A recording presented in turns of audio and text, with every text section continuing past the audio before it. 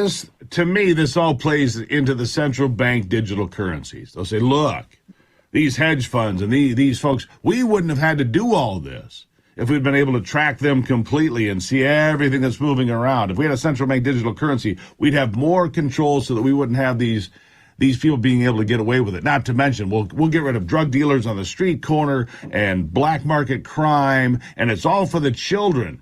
I mean, that's all part of the play, isn't it? You know, you play this to get to this because they want that central bank digital currency so badly at the federal government so they can track every nickel that I make, that I spend, everything. And they can control it that way. They want power. They want control. They have access to your privacy. And once they have that, they can give you any reason they want. It's like somebody at the door trying to talk you into opening the door to let them in. And they, you know, can I use the phone? Can I do? But once they're in the house, they can do anything they want. Yeah. Don't need a search warrant once they're inside the house.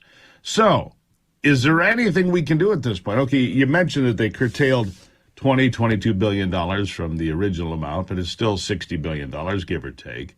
It's a lot of money to do a lot of growth and expansion. The Internal Revenue Service, I believe, was first established by Abraham Lincoln, but I don't think he envisioned it quite this way, and it was only temporary and on occasion from time to time. It's become a fact of life. It's the most powerful agency in government, maybe, according to many, because they have unfettered power and the strength of the government behind them. How does the average citizen fight back and say, well, I didn't do this? Well, the AI says you did.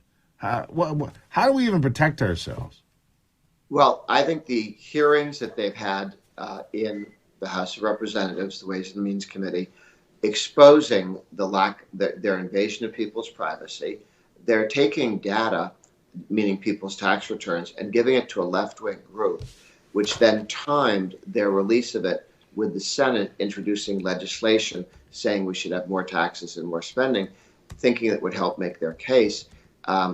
When you leak, steal something, people's private data, they went after Bloomberg, who had the effrontery to run against Biden, okay, teach him a lesson, and handed all of his financial data out to the left-wing groups, which can use it to try and embarrass him or blackmail him or do anything they want. Doesn't mean that there's anything wrong in anything that he did. And by the way, they didn't find that high-income people weren't being audited, which is what they said they were going to find. Matter of fact, much of the information they stole or were given by IRS people, which had to be at the very top because they had access to everything, that information were often audits itself. They were handing the audits to be looked at. So, here are the audits of rich people. And this proves that rich people are never audited. I mean, it was embarrassing. It was also embarrassing that it got caught as a leak, and the coordination with Senate Democrats give you some sense of the corruption in D.C. None of the Senate Democrats thought there was anything wrong with working with a group that was stealing IRS data, people's private information, and then arguing that we needed more information and should trust the IRS with it.